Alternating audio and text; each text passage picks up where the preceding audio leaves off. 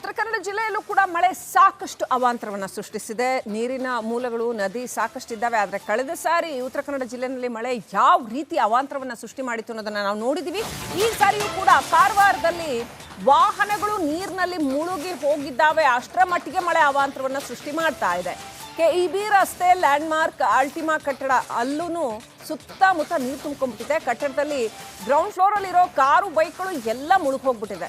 ಉತ್ತರ ಕನ್ನಡ ದಕ್ಷಿಣ ಕನ್ನಡ ಜಿಲ್ಲೆಗಳಲ್ಲಿ ಶಾಲೆಗಳಿಗೆ ರಜೆ ಘೋಷಣೆ ಮಾಡಲಾಗಿದೆ. ಅಂಗನವಾಡಿಯಿಂದ ಪ್ರೌಢಶಾಲೆವರೆಗೆ ರಜೆ ಘೋಷಣೆ ಮಾಡಿದ್ದಾರೆ.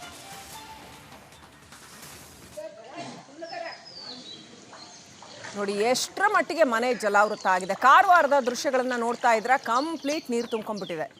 ಗ್ರೌಂಡ್ ಫ್ಲೋರ್ ಕಂಪ್ಲೀಟ್ ನೀರು ತುಂಬ್ಕೊಂಡ್ಬಿಟ್ಟಿದೆ. ಸಣ್ಣ ಪುಟ್ಟ ಮನೆಗಳವ್ರಿಗೆ ಪಾಪ ಎಷ್ಟು ಕಷ್ಟ ಆಗುತ್ತೆ ನೋಡಿ. ಇಡೀ ಮನೆಯ ವಸ್ತುಗಳೆಲ್ಲ ನೀರಿನಲ್ಲಿ ಒದ್ದೆ ಆಗಿಬಿಡುತ್ತೆ. ಸೆಕೆಂಡ್ ಫ್ಲೋರ್ ಇದ್ದರೆ ಪರವಾಗಿಲ್ಲ, ಅಟ್ಟ ಗಿಟ್ಟ ಅಂಥದ್ದು ಏನಾದರೂ ಇದ್ದರೆ ಪರವಾಗಿಲ್ಲ. ಇನ್ನು ವಾಹನಗಳು ಈ ರೀತಿ ನೀರಿನಲ್ಲಿ ವಾಹನಗಳು ಒಂದಿನ ಎರಡು ದಿನ ನಿಂತರೆ ಸಂಪೂರ್ಣವಾಗಿ ಕೆಟ್ಟು ಹಾಳಾಗ್ಬಿಡತ್ತೆ. ಇನ್ನು ಹಳ್ಳಿಗಾಡಿನ ಮನೆಗಳು, ಸ್ವಲ್ಪ ಮಟ್ಟಿಗೆ ಹಳ್ಳಿಗಾಡಿನ ವಾತಾವರಣದ ಮನೆಗಳಂತೂ ಬಹಳ ಕಷ್ಟ ನೋಡಿ. ಕಾರವಾರದಲ್ಲಿ ಯಾವ ರೀತಿ ನೀರು ತುಂಬಿಕೊಂಡಿದೆ, ಸಂಪೂರ್ಣ ಗ್ರೌಂಡ್ ಫ್ಲೋರ್ ಮನೆ ನೆಲ ಎಲ್ಲವೂ ಹಾಳಾಗಿರುತ್ತೆ. ವಾಹನಗಳು, ವಸ್ತುಗಳು, ಪೀಠೋಪಕರಣಗಳು ಏನೆಲ್ಲ ಇಟ್ಟಿರ್ತಾರೆ ಎಲ್ಲ ಹಾಳಾಗಿರುತ್ತೆ. ಈ ಸಾರಿ ವರ್ಣ ಸಾಕಷ್ಟು ಅನಾಹುತಗಳನ್ನು ಸೃಷ್ಟಿ ಮಾಡ್ತಾ ಇದ್ದಾನೆ. ರಂಜಿತ್, ನೀವು ನೆನ್ಪು ಮಾಡಿಕೊಂಡ್ರೆ ಸೆಪ್ಟೆಂಬರ್ ಆಗಸ್ಟ್ ಇಂದಾನೆ ಸಿಕ್ಕಾಪಟ್ಟೆ ಶುರುವಾಯ್ತು. ಜೂನ್ ಅಷ್ಟೊತ್ತಿಗೆ ತುಂಬಾ ಜಾಸ್ತಿ ಆಗೋಗ್ಬಿಟ್ಟಿದೆ. ಇನ್ನು 3 ತಿಂಗಳು ಹೆಂಗ್ ಕಳಿತೀವೋ ಗೊತ್ತಿಲ್ಲ. ಕರೆಕ್ಟ್, ನಿಜ ಮೇಡಮ್. ಈ ಬಾರಿ ಮಳೆ ಒಂದು ವಿಚಿತ್ರ ಮಳೆ ಅಂತ ಅನ್ಸುತ್ತೆ. 19 ವರ್ಷದ ನಂತರ ಮುಂಗಾರು ಪೂರ್ವ ಇಷ್ಟು ಮಳೆ ಬಂದಿರೋದು. ಎಲ್ಲ ಹೇಳ್ತಾ ಇದ್ರು ಅರ್ಧ ಮಳೆಗಾಲ ಮುಗ್ದಂಗಿದೆ, ಆ ರೀತಿ ಮಳೆ ಬಂದಿದೆ ಅಂತ. ಈಗ ಮುಂಗಾರು ಆರಂಭದಲ್ಲಂತೂ ಹೇಳೋದೇ ಬೇಡ. ಉತ್ತರ ಕನ್ನಡ ಜಿಲ್ಲೆ ಯಾವಾಗಲೂ ವರ್ಸ್ಟ್ ಹಿಟ್. ಇದು ಬೆಣ್ಣೆ ಹಳ್ಳ, ಉತ್ತರ ಕರ್ನಾಟಕದ ಬೆಣ್ಣೆ ಹಳ್ಳವನ್ನ ನೋಡ್ತಾ ಇದ್ದೀರಿ. ಅಲ್ಲಿ ಮನೆ ಕಟ್ಕೊಂಡವ್ರಿಗೆ ಅವ್ರಿಗೆ ಗೊತ್ತಿದೆ, ಅವರು ಸ್ವಲ್ಪ ಎತ್ತರದ ಭಾಗದಲ್ಲೇ ಕಟ್ಟಿದ್ದಾರೆ. ಆದರೂ ಕೂಡ ಅವರ ಮನೆ ಗ್ರೌಂಡ್ ಫ್ಲೋರ್ ಕೂಡ ನೀರು ಬಂದಿದೆ. ಅಲ್ಲಿ ನೋಡ್ತಾ ಇದ್ದೀವಿ ಬೆಣ್ಣೆ ಹಳ್ಳದ ಹತ್ತಿರದ ಮನೆ. ಪಾಪ ಈಗ ಅವ್ರಿಗೆಲ್ಲ ಕ್ಲೀನ್ ಮಾಡ್ಕೊಳ್ಳೋದು ಭಾಳ ಇದೆ, ಕಷ್ಟ ಆಗುತ್ತೆ. ಬೆಣ್ಣೆ ಹಳ್ಳ ತುಂಬಿ ಹರಿದಿದೆ. ಸುತ್ತಮುತ್ತಲ ಪ್ರದೇಶಗಳು ಜಲಾವೃತವಾಗಿಬಿಟ್ಟಿದೆ. ರಸ್ತೆ ಸಂಪರ್ಕ ಬಂದಾಗ್ಬಿಡತ್ತೆ. ಉತ್ತರ ಕರ್ನಾಟಕದಲ್ಲಿ ಈ ಬೆಣ್ಣೆ ಹಳ್ಳ ತುಂಬಿ ಹರಿದ ತಕ್ಷಣ ಅಲ್ಲಿ ಸುತ್ತಮುತ್ತ ರಸ್ತೆ ಸಂಪರ್ಕ ಬಂದಾಗ್ಬಿಡತ್ತೆ. ಸೊ ಶಾಲೆಗಳಿಗೆ ಕಷ್ಟ ಆಗುತ್ತೆ. ಐ ಥಿಂಕ್ ಈ ಸಾರಿ ಈ ಥರ ಅತಿವೃಷ್ಟಿಯ ಸನ್ನಿವೇಶವನ್ನು ನಾವು ಮೊದಲೇ ಕಡೆ ಪಕ್ಷ ಆಗಸ್ಟ್ ಸೆಪ್ಟೆಂಬರಲ್ಲೇ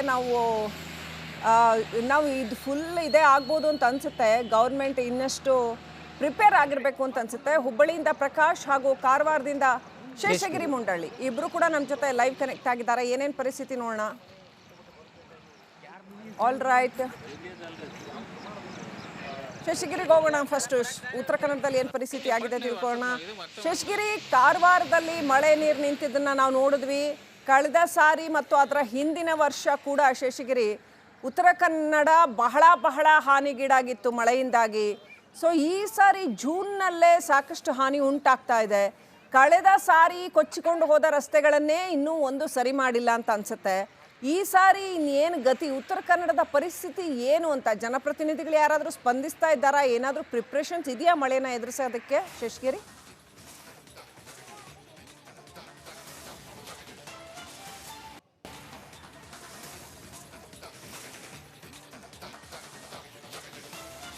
ಹೌದು ಶ್ರೀಲಕ್ಷ್ಮಿ, ಉತ್ತರ ಕನ್ನಡ ಜಿಲ್ಲೆಯಲ್ಲಿ ಕಳೆದ ರಾತ್ರಿಯಿಂದ ಭಾರಿ ಪ್ರಮಾಣದ ಮಳೆ ಬೀಳ್ತಾ ಇದೆ. ಅದರಲ್ಲೂ ಕರಾವಳಿ ಭಾಗದಲ್ಲಿ ಹೆಚ್ಚಿನ ಮಳೆಯಿಂದಾಗಿ ಜನ ತೊಂದರೆ ಕೂಡ ಅನುಭವಿಸಿರುವಂಥದ್ದು. ಯಾಕಂತ ಹೇಳಿದ್ರೆ ರಾತ್ರಿ 12 ಗಂಟೆಯಿಂದ ನಿರಂತರವಾಗಿ ಸುರಿದ ಮಳೆಯಿಂದಾಗಿ ಕಾರವಾರ ನಗರ ಪ್ರದೇಶ ಕೂಡ ಸಂಪೂರ್ಣ ಮುಳುಗಡೆಯಾಗಿದೆ ಅಂತ ಹೇಳ್ಬೋದು. ಈಗ ಈ ಮಳೆ ಕೂಡ ಕೊಂಚ ವಿಶ್ರಾಂತಿ ಕೂಡ ಪಡೆದುಕೊಂಡಿದೆ. ನಾನೀಗ ಕಾರವಾರ ನಗರದಲ್ಲಿದ್ದೇನೆ. ಇದೀಗ ಮಳೆ ಕಡಿಮೆ ಆದ ಪರಿಣಾಮವಾಗಿ ನೀರು ಕೂಡ ಇಳಿಮುಖವಾಗಿದೆ. ಆದರೂ ಕೂಡ ಅಲ್ಲಲ್ಲಿ ತಗ್ಗು ಪ್ರದೇಶಗಳಲ್ಲಿ ನೀರು ನಿಂತಿರುವುದನ್ನು ನಾವು ಕಾಣಬಹುದು. ಬಹಳ ಪ್ರಮುಖ ಕಾರವಾರ ನಗರದ ಗೀತಾಂಜಲಿ ರೋಡ್ ಆಗಿರ್ಬೋದು, ಅಥವಾ ಕೆಇಬಿ ರಸ್ತೆ ಆಗಿರ್ಬೋದು, ಸಾಯಿಕಟ್ಟ, ಪದ್ಮನಾಭನಗರ ಸೇರಿದಂತೆ ಬೇರೆ ಬೇರೆ ಭಾಗಗಳಲ್ಲಿ ನೀರು ಕೂಡ ತುಂಬಿ ಜನ ಕೂಡ ತೊಂದರೆ ಕೂಡ ಅನುಭವಿಸಿದ್ದಾರೆ. ಯಾಕಂತ ಹೇಳಿದ್ರೆ ಈಗಾಗಲೇ ಕೆಇಬಿ ರಸ್ತೆ ಪಕ್ಕದಲ್ಲಿರುವ ಒಂದು ಕಟ್ಟಡದ ನೆಲ ಅಂತಸ್ತಿನಲ್ಲಿ ಕೂಡ ನೀರು ತುಂಬಿದ್ರಿಂದ ಸುಮಾರು 12ಕ್ಕೂ ಹೆಚ್ಚು ಕಾರುಗಳು ಮತ್ತು ದ್ವಿಚಕ್ರ ವಾಹನಗಳು ಕೂಡ ಮುಳುಗಡೆಯಾಗಿದೆ. ಗಮನಿಸಬಹುದು ಯಾವ ರೀತಿಯಾಗಿ ನೀರು ಕೂಡ ಕಾರವಾರ ನಗರಸಭೆ ವ್ಯಾಪ್ತಿಗೆ ಸೇರಿದ ಗಟಾರಿನಲ್ಲಿ ನೀರು ಕೂಡ ತುಂಬಿ ಹರಿತಿರುವ ದೃಶ್ಯವನ್ನು ನಾವು ಗಮನಿಸಬಹುದು. ಯಾಕಂತ ಹೇಳಿದ್ರೆ ಈಗಾಗಲೇ ಕಳೆದ ವರ್ಷ ಕೂಡ ಜುಲೈ ತಿಂಗಳಲ್ಲಿ ಸಾಕಷ್ಟು ಪ್ರಮಾಣದ ಮಳೆ ಸುರಿದು ಜನ ಕೂಡ ತೊಂದರೆನ ಅನುಭವಿಸಿದ್ರು. ಗುಡ್ಡ ಕುಸಿತ ಉಂಟಾಗಿತ್ತು, ಜನಜೀವನ ಅಸ್ತವ್ಯಸ್ತವಾಗಿತ್ತು.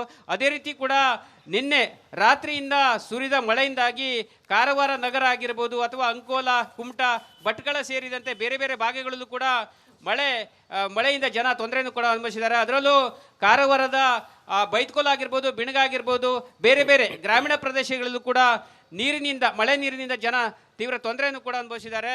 ಈಗ ಮತ್ತೆ 3 ದಿನಗಳ ಕಾಲ ರೆಡ್ ಅಲರ್ಟ್ ಅನ್ನ ಘೋಷಣೆ ಮಾಡಿದ್ರಿಂದ ಜನ ಕೂಡ ಎಚ್ಚರ ಆಗಿರಬೇಕೆಂಬ ಮಾಹಿತಿಯನ್ನು ಸಂಬಂಧಪಟ್ಟ ಜಿಲ್ಲಾಡಳಿತ ಕೂಡ ನೀಡಿರುವಂಥದ್ದು. ಅದರಲ್ಲೂ ಮುನ್ನೆಚ್ಚರಿಕೆಯಾಗಿ ಶಾಲಾ ಕಾಲೇಜುಗಳಿಗೆ ಜಿಲ್ಲಾಧಿಕಾರಿಗಳು ರಜೆಯನ್ನು ಕೂಡ ಘೋಷಣೆ ಮಾಡಿದ್ದಾರೆ. ಜೂನ್ 17ರವರೆಗೆ ಮಳೆ ಮುಂದುವರಿಯುವ ಸಾಧ್ಯತೆಗಳ ಬಗ್ಗೆ ಹವಾಮಾನ ಇಲಾಖೆ ತಿಳಿಸಿದೆ. ಹೀಗಾಗಿ ಜನ ಕೂಡ ಜಾಗ್ರತೆಯಿಂದ ಇರಬೇಕಾದ ಎಲ್ಲ ಅವಶ್ಯಕತೆ ಕೂಡ ಇದ್ದಿರುವಂಥದ್ದು. Srilakshmi, right, thank you Shashigiri ಡೀಟೇಲ್ಸ್ಗಾಗಿ. ಉತ್ತರ ಕನ್ನಡ ಜಿಲ್ಲೆಯಲ್ಲೂ ಕೂಡ ಮಳೆ ಸಾಕಷ್ಟು ಅವಾಂತರವನ್ನು ಸೃಷ್ಟಿಸಿದೆ. ನೀರಿನ ಮೂಲಗಳು, ನದಿ ಸಾಕಷ್ಟು ಇದ್ದಾವೆ. ಆದರೆ ಕಳೆದ ಸಾರಿ ಉತ್ತರ ಕನ್ನಡ ಜಿಲ್ಲೆಯಲ್ಲಿ ಮಳೆ ಯಾವ ರೀತಿ ಅವಾಂತರವನ್ನು ಸೃಷ್ಟಿ ಮಾಡಿತ್ತು ಅನ್ನೋದನ್ನು ನಾವು ನೋಡಿದ್ದೀವಿ. ಈ ಸಾರಿಯೂ ಕೂಡ ಕಾರವಾರದಲ್ಲಿ ವಾಹನಗಳು ನೀರಿನಲ್ಲಿ ಮುಳುಗಿ ಹೋಗಿದ್ದಾವೆ. ಅಷ್ಟರ ಮಟ್ಟಿಗೆ ಮಳೆ ಅವಾಂತರವನ್ನು ಸೃಷ್ಟಿ ಮಾಡ್ತಾ ಇದೆ. KEB ರಸ್ತೆ ಲ್ಯಾಂಡ್ಮಾರ್ಕ್ ಅಲ್ಟಿಮಾ ಕಟ್ಟಡ ಅಲ್ಲೂ ಸುತ್ತಮುತ್ತ ನೀರು ತುಂಬಿಕೊಂಡಿದೆ. ಕಟ್ಟಡದಲ್ಲಿ ಗ್ರೌಂಡ್ ಫ್ಲೋರಲ್ಲಿರೋ ಕಾರು, ಬೈಕ್ಗಳು ಎಲ್ಲ ಮುಳುಗಿ ಹೋಗ್ಬಿಟ್ಟಿದೆ. ಉತ್ತರ ಕನ್ನಡ, ದಕ್ಷಿಣ ಕನ್ನಡ ಜಿಲ್ಲೆಗಳಲ್ಲಿ ಶಾಲೆಗಳಿಗೆ ರಜೆ ಘೋಷಣೆ ಮಾಡಲಾಗಿದೆ. ಅಂಗನವಾಡಿಯಿಂದ ಪ್ರೌಢಶಾಲೆವರೆಗೆ ರಜೆ ಘೋಷಣೆ ಮಾಡಿದ್ದಾರೆ.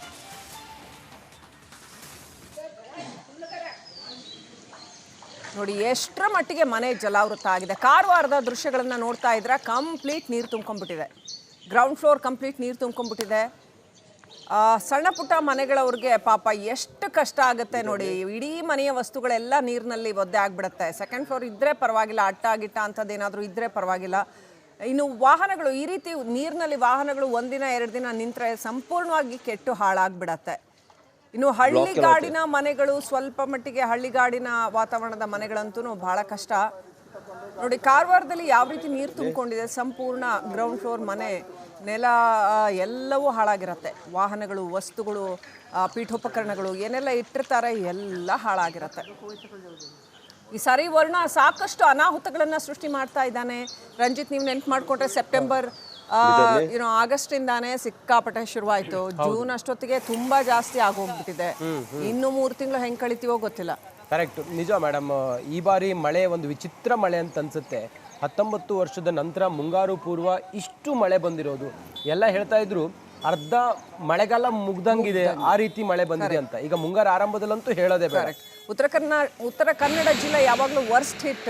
ಇದು ಬೆಣ್ಣೆ ಹಳ್ಳ, ಉತ್ತರ ಕರ್ನಾಟಕದ ಬೆಣ್ಣೆ ಹಳ್ಳವನ್ನ ನೋಡ್ತಾ ಇದ್ದೀರಿ. ಅಲ್ಲಿ ಮನೆ ಕಟ್ಕೊಂಡವ್ರಿಗೆ ಅವ್ರಿಗೆ ಗೊತ್ತಿದೆ, ಅವರು ಸ್ವಲ್ಪ ಎತ್ತರದ ಭಾಗದಲ್ಲೇ ಕಟ್ಟಿದ್ದಾರೆ. ಆದರೂ ಕೂಡ ಅವರ ಮನೆ ಗ್ರೌಂಡ್ ಫ್ಲೋರ್ ಕೂಡ ನೀರು ಬಂದಿದೆ. ಅಲ್ಲಿ ನೋಡ್ತಾ ಇದ್ದೀವಿ ಬೆಣ್ಣೆ ಹಳ್ಳದ ಹತ್ತಿರದ ಮನೆ. ಪಾಪ ಈಗ ಅವ್ರಿಗೆಲ್ಲ ಕ್ಲೀನ್ ಮಾಡ್ಕೊಳ್ಳೋದು ಭಾಳ ಇದೆ, ಕಷ್ಟ ಆಗುತ್ತೆ.